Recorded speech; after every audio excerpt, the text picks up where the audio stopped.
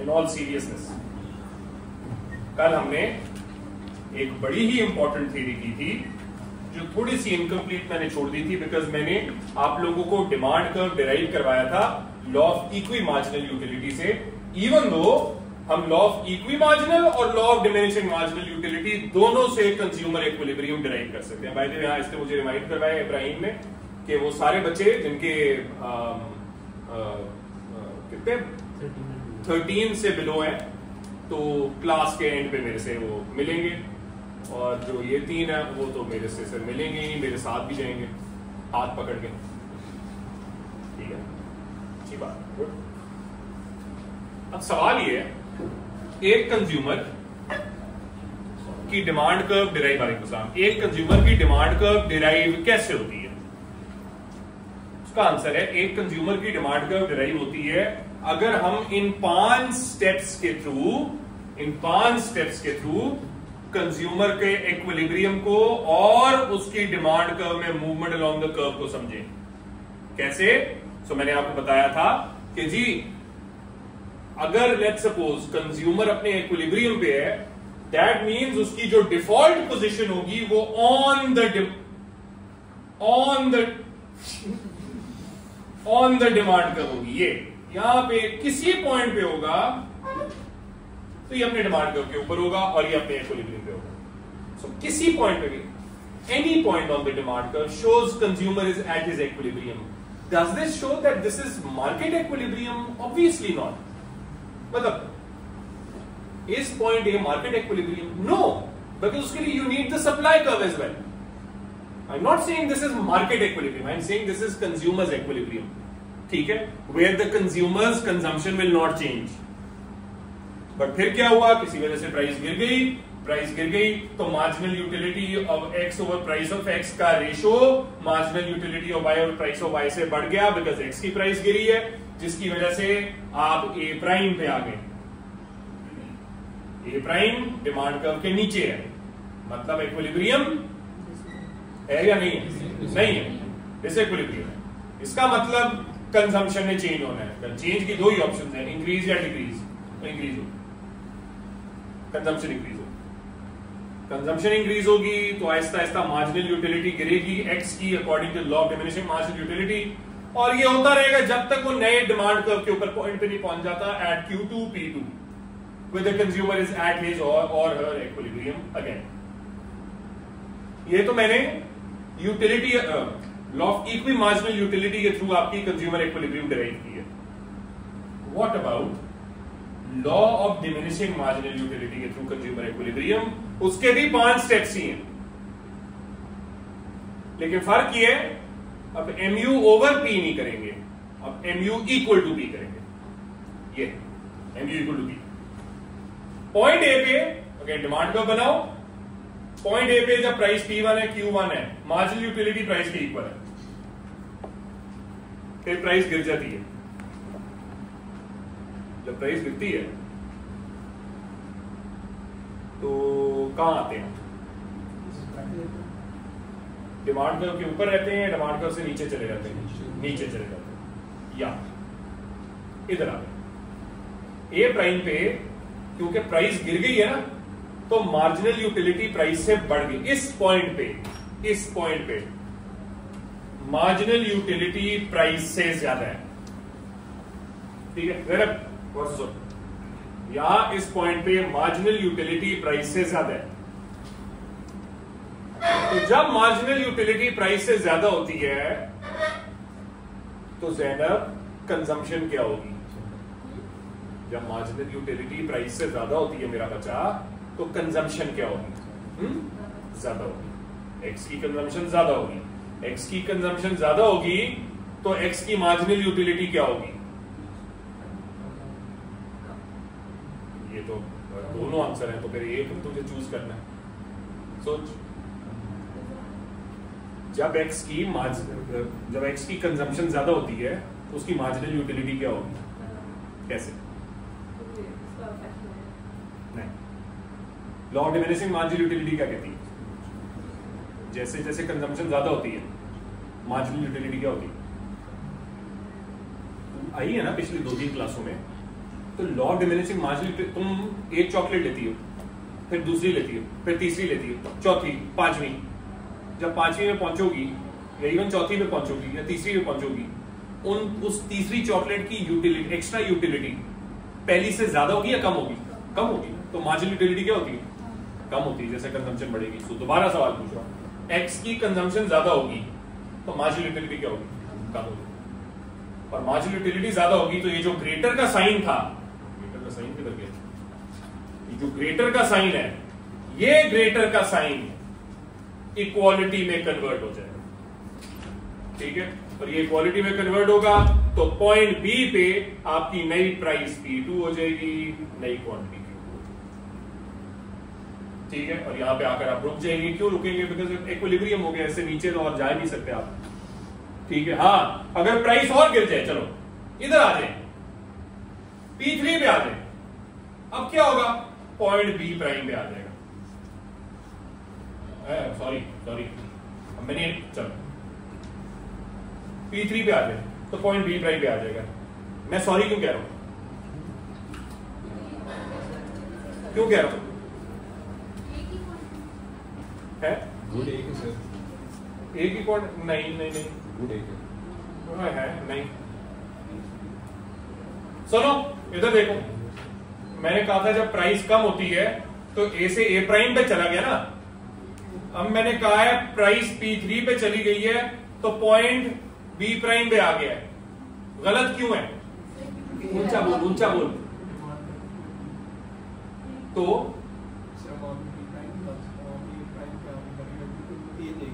क्यों रट्टे नहीं मारने? क्यों यहां पे क्यों नहीं हो सकता? क्योंकि क्वांटिटी Q2 थी ना। बी पे ये ना बोलना बी से नीचे ही होएगा। और क्यों होएगा नीचे? क्योंकि क्वांटिटी Q2 है। तो ये बी प्राइम होगा, ये नॉट दिस वन। ये तो क्वांटिटी खत्म हो गई है, तो क्वांटिटी यहां पे आ गई है, तो अब यहां पे आएंगे बी प्राइम। और फिर क्या होगा? यहां पे बी प्राइम में marginal utility of x, price of x से बढ़ गई है, तो फिर कंजम्पशन बढ़ेगी बढ़ेगी बढ़ेगी बढ़ेगी, Q3 पे आकर रुक जाएगी। ये सी हो जाएगी। समझ आई? ठीक है। हाँ, नहीं, यूटिलिटी की एग्जैक्ट वैल्यू इस डायग्राम से तो बिल्कुल ही निकाल सकते, बिकॉज़ ये तो डिमांड कर्व। बट हाँ, उस मार्जिनल यूटिलिटी से हम डिमांड कर्व डिराइव कर सकते, ठीक है। मरियम पेपर्स किधर है ना? अभी चल, अभी रख अपने पास, एंड पे मैं इंशाल्लाह करूंगा। अच्छा जी, ये हो गई लॉ ऑफ इक्वी मार्जिनल और law of diminishing marginal utility के थ्रू कंज्यूमर इक्विलिब्रियम कैसे निकलता है, और सिर्फ कंज्यूमर इक्विलिब्रियम ही नहीं, डिमांड कर्व डिराइव कैसे होती है। तो आपको कल मैंने जो सवाल दिखाया था, ये इस सवाल का आंसर का जो मेन हिस्सा है वो ये जो अभी मैंने करवाया, लेकिन इस सवाल का आंसर 6 से 7 पेजेस के ऊपर है। ये सिर्फ 1-1.5 पेज पे आएगा, बाकी क्या आएगा वो बताऊंगा इंशाल्लाह, ठीक है। उनमें से जो एक और चीज आएगी वो आएगी ये, what are the limitations of the law of equimarginal utility, and simple words, what are the limitations of the utility approach, ठीक है। क्यों हैरान हूं यार, ये हंसते क्यों है यार? ये बच्चे क्यों हंसते हैं यार? ये चलो ज़ैनब हंस सकती, ज़ैनब हंस सकती। 22 लोग हैं ना, हंस के डांस भी कर सकते हैं, ठीक है। आप 25 में से 22 क्या 20 ले लें, किसके हैं 20? नहीं बेटा, तेरी 19 आए तो 19 है ना यार, तो आप हंस सकते हैं, ठीक है। मैं कैसे कह रहा था, हंस के डांस भी कर सकते हैं, मसला है उसने डांस भी करना शुरू कर देना, इसलिए मैंने कहा नहीं, ये मैं डांस वाला प्रोपोजिशन नहीं दूं उसको, उसने कर भी देना, वो भी चेयरों के ऊपर चढ़ के डांस करेंगे। लेकिन नंबर नहीं आ रहे तो हंसना मना है, पता ना, हंसना मना है। नहीं बेटा, नहीं देखा, लेकिन मुझे पता है उसका, ठीक है। तो हंसना मना है। फातिमा, तुझे भी हंसना मना है। उसकी हंसी खत्म ही नहीं हो रही है, वो हंसती है बेटा, जिंदगी में तो उन्हें ही काम करना है। अच्छा भाई, हाँ, एक मिनट, अच्छा सवाल आ रहा है इसका, मुझे लग रहा है की शक्ल से लग रहा है। हाँ, law of equi marginal utility जो किया था उसमें अगर ज़्यादा प्राइस डिक्रीज होगी तो जो एक्स होगा वो तब तक नीचे आता रहेगा जब तक इक्विलिब्रियम नहीं होता। ये था नहीं कि वाई या एक्स क्या है तो एक्स जब तक नीचे क्या ये क्या कर रहा है? सर आपने इस तरह जस्टिफाई नहीं, वो कॉन्सेप्ट समझ आ गया था लेकिन जब प्राइस नहीं कॉन्सेप्ट समझ आया ना तो अजीब अजीब इशारे कर रहे हैं, समझ नहीं आ रही इसका मतलब क्या। इधर देख, ये marginal utility of x over price of x, ये marginal utility of Y over price of y. तू क्या कह रहा है? वो ग्रेटर हो गया है एक्स। अब ये बोलना, तुम क्या कह रहे हो कि सर एक्स इधर था वाई इधर था तो एक्स इधर आएगा वाई इधर जाएगा। बेटा नहीं, फ्रैक्शन की बात कर रहा था मैं। एक्स का फ्रैक्शन इधर है, वाई का फ्रैक्शन इधर है, ये बोल। अगर तूने ये बोला एक्स इधर है वाई इधर है, इसका मतलब एक्स की क्वांटिटी तू कह रहा है इधर है, वाई की क्वांटिटी इधर है, और एक्स की क्वांटिटी तू गिरा रहा है। एक्स की क्वांटिटी गिरी नहीं रही है, एक्स की क्वांटिटी तो बढ़ रही है।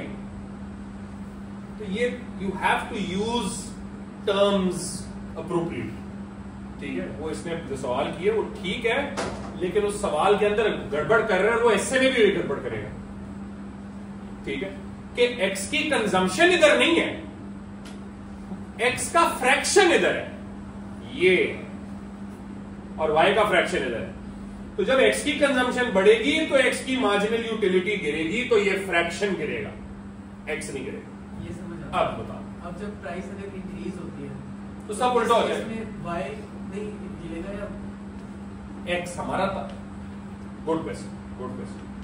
सर अगर एक्स की प्राइस बढ़ जाती है तो वाई नहीं हिलेगा। हमारा वाई से कंसर्न नहीं है, क्योंकि किसकी प्राइस चेंज हुई है?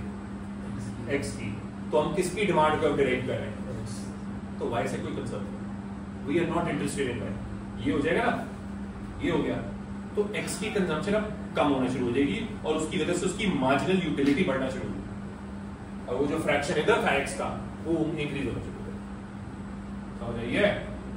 अच्छा सवाल है, और थोड़ा सा वो बेवकूफियां मारते हैं, ठीक है। अच्छा जी, now what are the limitations of the law of EP marginal utility, या what are the limitation of the utility approach. मुझे सिर्फ ये नहीं लिखना चाहिए कि ये सिर्फ law of EP marginal utility की लिमिटेशन है। These are limitations of the utility approach.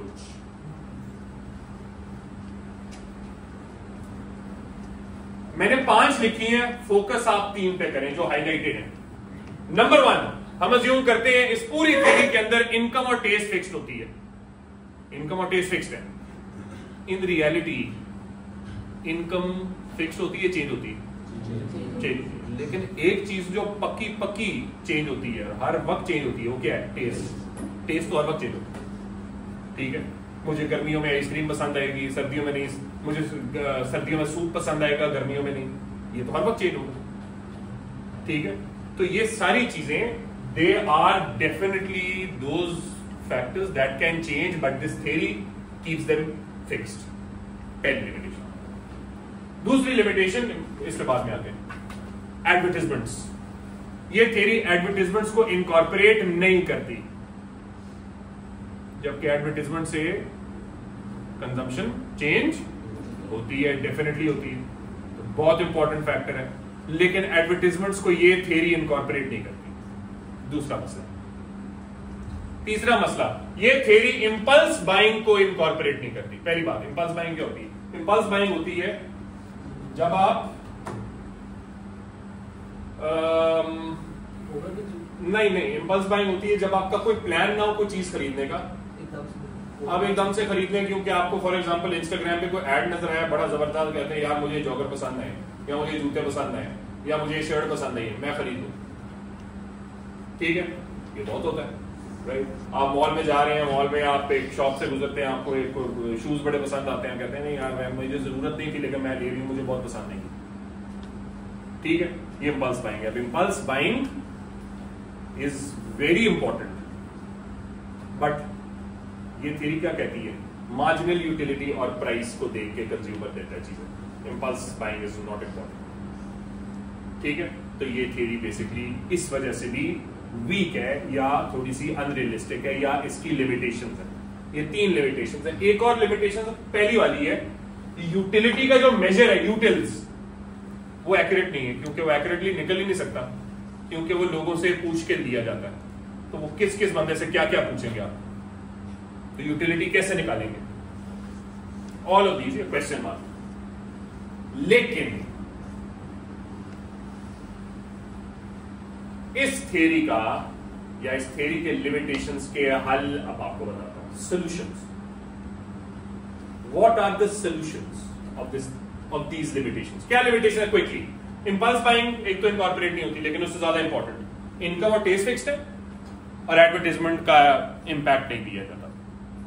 ठीक है, अब मैं इस थ्योरी में आपको यह बताऊंगा कि मार्जिनल यूटिलिटी के थ्रू हम इन दो मेजर लिमिटेशंस को हल करते हैं। पहली लिमिटेशन क्या है? इनकम फिक्स्ड है। इनकम फिक्स्ड है, ठीक है। सो अगर इनकम फिक्स्ड है, दैट मीन्स के हम कह रहे हैं कि डिमांड में कभी इंपैक्ट हो ही नहीं सकता इनकम का, बट अभी मैं दिखाऊंगा हो सकता है। कैसे? सपोज करो इनकम बढ़ती है, किसी कंज्यूमर की इनकम बढ़ जाती है, अब हम क्या करें? Overcoming the limitations. कैसे ओवरकम करेंगे? मार्जिनल यूटिलिटी के थ्रू। ये कैसे? सो नंबर 1, इनकम बढ़ती है,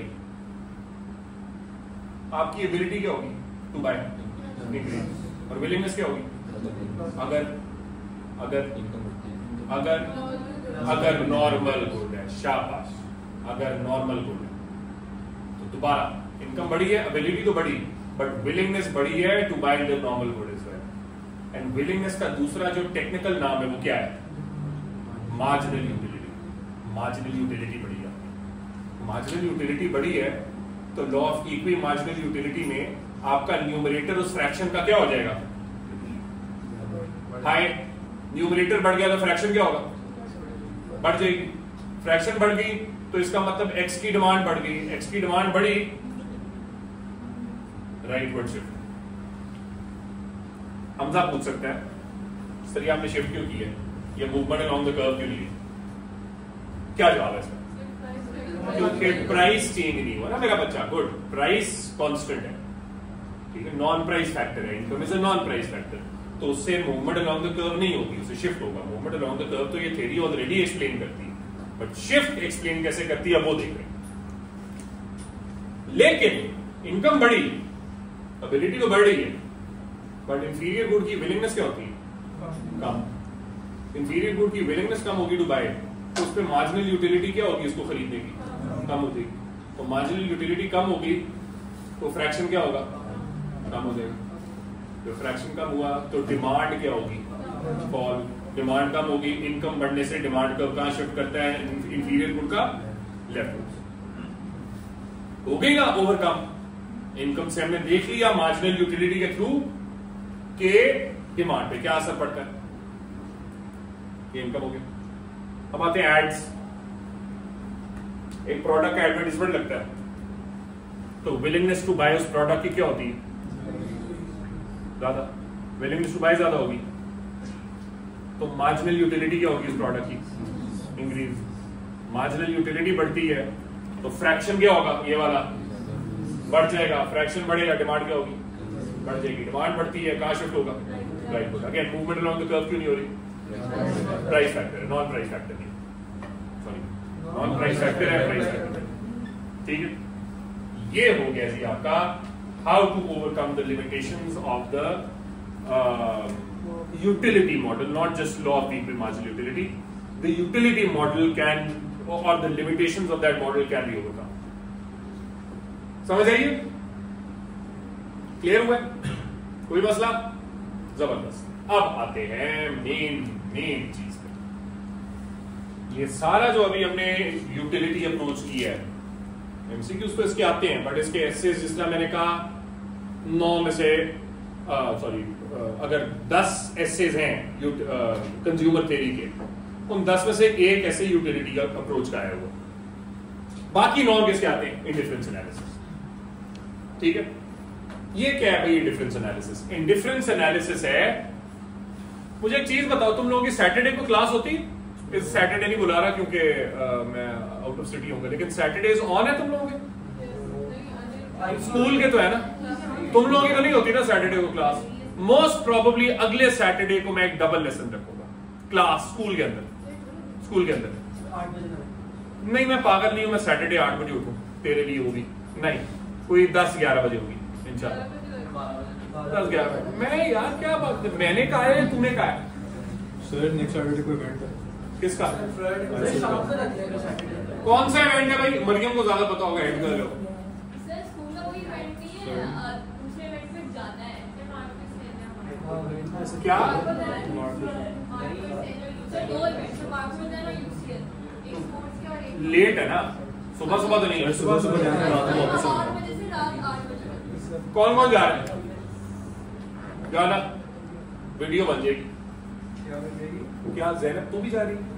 नहीं जा रही, गुड, शाबाश बेटा, लड़की है इसको से उसको मैंने सही करा दिया।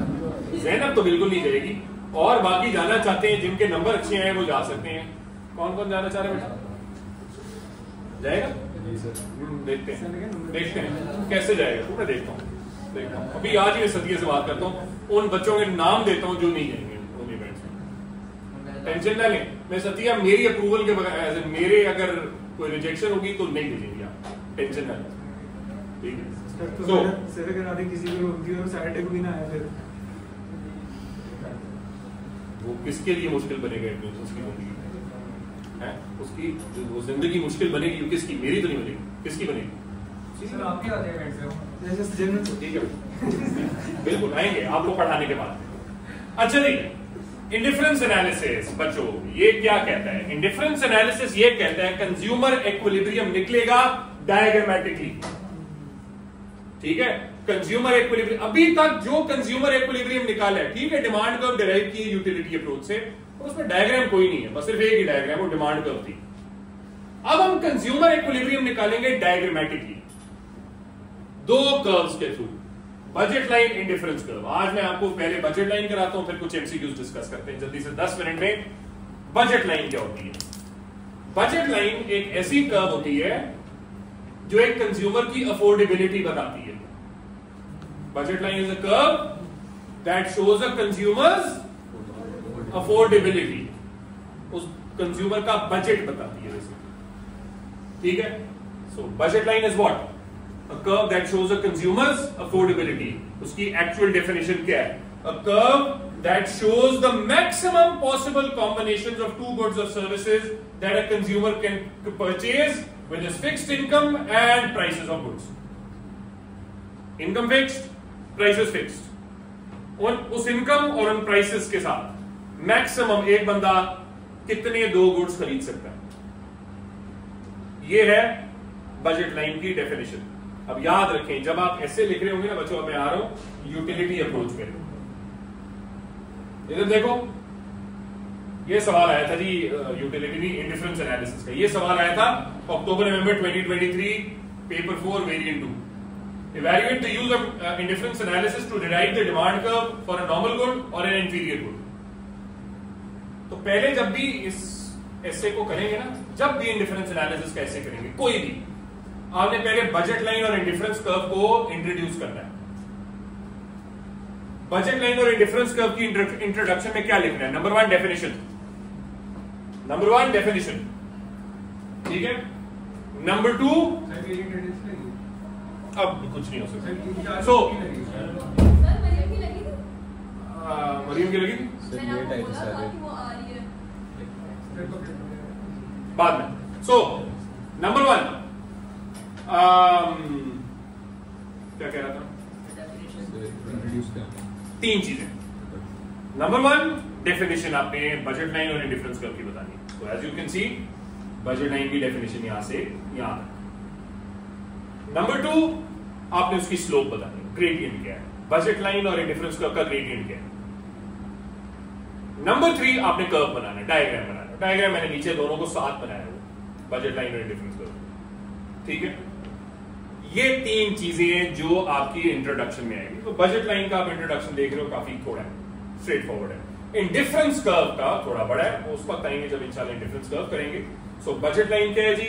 उसकी डेफिनेशन हमने कर ली, a curve that shows the maximum possible output that can be produced, the maximum possible combination of goods that can be consumed with fixed income and prices, ठीक है? In simple words affordability consumer की क्या है। तुम देख रहे हो budget line downward sloping है, कौन बताएगा बजट लाइन डाउनवर्ड स्लोपिंग क्यों होगी? नहीं, इनकम फिक्स्ड है, तो जब एक गुड ज्यादा होगा दूसरा क्या करना पड़ेगा? कम। क्यों? तो अफोर्डेबिलिटी नहीं है ना आपकी। अगर एक गुड ज्यादा किया तो दूसरे को क्या करना पड़ेगा? कम करना पड़ेगा, क्योंकि इनकम फिक्स्ड है। ठीक है, इसलिए बजट लाइन डाउनवर्ड स्लोपिंग होती है इस तरह। ठीक है, ये इंपॉर्टेंट, ये जो पॉइंट्स मैंने बनाए इंपॉर्टेंट नहीं है। बेसिकली हम अज्यूम करेंगे इस पूरे चैप्टर के अंदर हम अज्यूम करेंगे आप बजट लाइन के ऊपर ही होंगे, ऑन द बजट लाइन, यहां पे कहीं यहां पे होंगे। ठीक है, this is not important, right? ये हो गया बजट लाइन की डेफिनेशन और उसकी स्लोप कैसी होती है, लेकिन अब उसके ग्रेडियंट को कहते क्या है, बहुत इंपॉर्टेंट। यहां पे मैंने लिखा हुआ उसके ग्रेडियंट को कहते क्या है। बजट लाइन के ग्रेडियंट को कहते हैं, स्लोप को कहते हैं minus P x over P Y. Gradient वैसे कैसे निकलता है? Delta Y over delta X, Y two minus Y one over X two minus X one. इसको जब सिंप्लीफाई करेंगे ना, जो मैं आपके सामने नहीं कर रहा, बाकी जगहों पे मैंने किया है, आपके सामने नहीं करा पीछे, और ये इंपॉर्टेंट नहीं। अगर इसको सिंप्लीफाई करेंगे आंसर हमेशा बजट लाइन का ये आएगा, minus P x over P Y. ये ना पूछे कैसे, क्योंकि मुझे सॉल्व करना पड़ेगा, इसमें 5 मिनट लगेंगे। यहां पे मैंने कहीं सॉल्व किया हुआ, ये मैंने सॉल्व किया हुआ है, you don't need to know this because this is not part of your curriculum. ठीक है, सो बस आपने क्या याद करना है, आपने ये याद करना है बजट लाइन के ग्रेडियंट को क्या कहते हैं? डेल्टा वाई और delta x is equal to basically what? Minus P x over P y. How do we write this in economic terms? ये तो मैथमेटिकल टर्म्स है, minus P x over P y. How do we write it in economic terms? ये relative price ratio of x and y. Minus P x over P y क्या कह रहे हैं? Relative price ratio of x and Y. Simple. तो budget line का जो slope है वो क्या शो करता है? एक्स और वाई के प्राइस रेशियोज को शो करता है। ठीक है, एक्स और वाई के, गुड एक्स और गुड वाई के प्राइस रेशियोज को शो करता है। ठीक है, याद रखो, ये जल्दबाजी में मैंने ये नहीं बताया, एक्स एक्सिस पे गुड होता है। ठीक है, अब ये क्योंकि कंज्यूमर इक्विलिब्रियम निकाल रहे हैं ना, कंज्यूमर इक्विलिब्रियम की क्या डेफिनेशन थी? Where there is no tendency for consumer to change his or her consumption. तो कंजम्पशन हम किसकी बात करेंगे? दो गुड्स की, एक एक्स एक्सिस वाले गुड की जिसको मैं गुड एक्स कहूंगा थ्रू आउट, कोई नाम नहीं लिखना, गुड एक्स, और एक वाई एक्सिस की गुड की जिसको मैं वाई कहूंगा, गुड वाई। ठीक है, तो इसीलिए बजट लाइन की स्लोप क्या होती है? Price ratios of x and y, बस माइनस एक्स और minus P x over P Y, ये which is relative price ratio of x and y. ये है बजट लाइन की स्लोप या ग्रेडियंट। माइनस, अच्छा बाय द वे माइनस क्यों लिखा हुआ? क्योंकि ग्रेडियंट नेगेटिव है ना, दोनों एक्स और वाई नेगेटिवली रिलेटेड है, बजट लाइन नेगेटिव उसका ग्रेडियंट है, तो नेगेटिव ग्रेडियंट की वजह से इसमें माइनस डाल दी, वरना गुड एक्स की प्राइस नेगेटिव में नहीं होती, कोई प्राइस नेगेटिव में नहीं होती ऑब्वियसली। ये बच्चे कई दफे कहते थे गुड एक्स की प्राइस नेगेटिव में है, एब्सोल्युटली नॉट। प्राइस एक्स और प्राइस ऑफ एक्स और प्राइस ऑफ वाई को डिवाइड करके माइनस खुद से डाले हमने, क्यों? क्योंकि ग्रेडियंट नेगेटिव में ही होगा ऑब्वियसली बजट लाइन। ठीक है, हम जरा जल्दी से पूछें।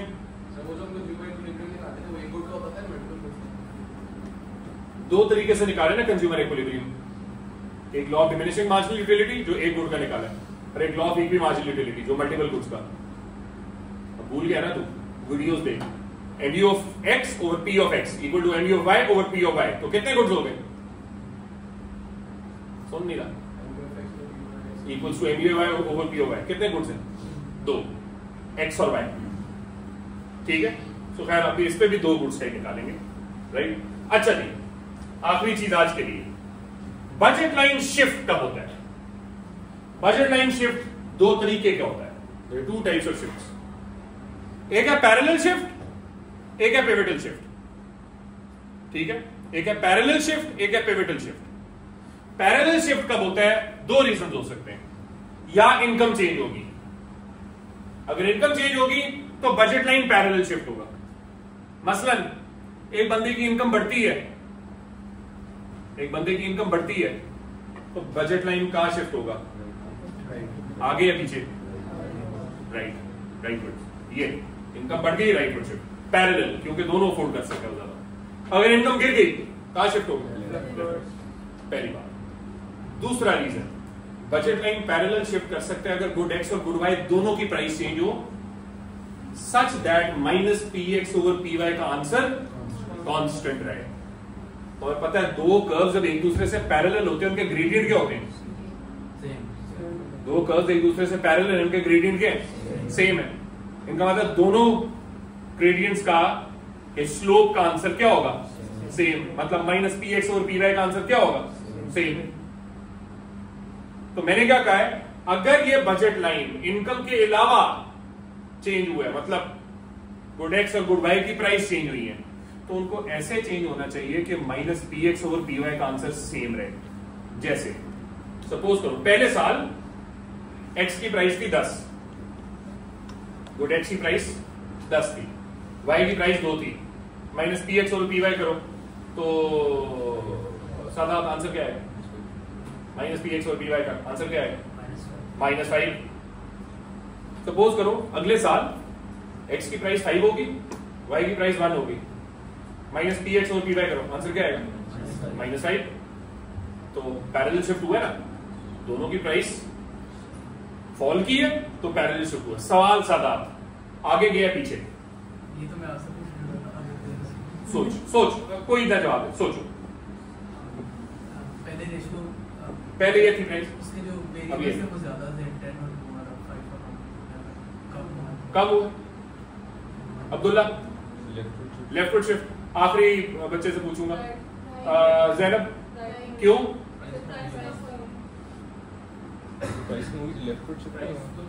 यार तो प्राइस कम होती है, अफोर्डेबिलिटी क्या होती है बंदे की, तो कहां जाएगा बजट लाइन?